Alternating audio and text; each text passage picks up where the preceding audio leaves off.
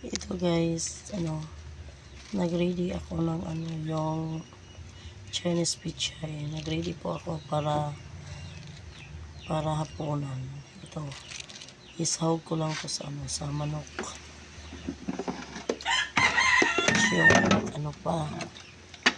Yung frozen pa, kaya binabad ko muna sa tubig. Yan siya. Yan, ihalo ko ito. Niready ko lang ito, tapos lagyan ko lang ng tubig kasi frozen pa siya.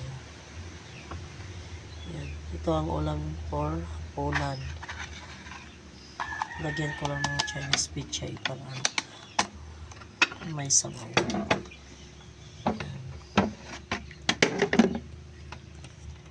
Guys, mag-ano na guys na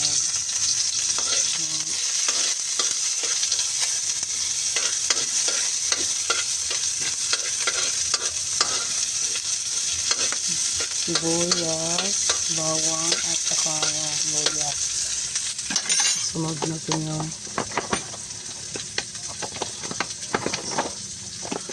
isunod yung manok.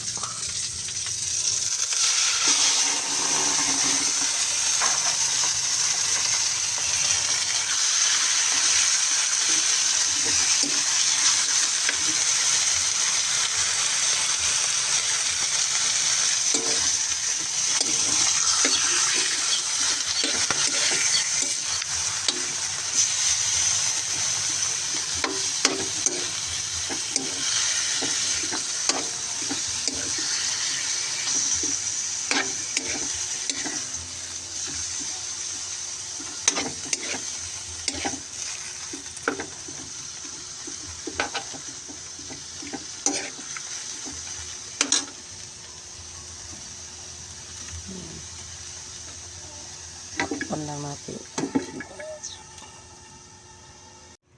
Yan siya. Nag-add na ako ng tubig. Yan. Antayin na lang natin na kumukulo bago ilagay yung yung Chinese pichay.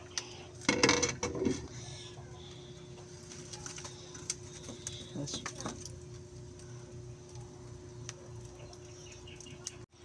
Yan, antayin ko lang po naman yung maluto yung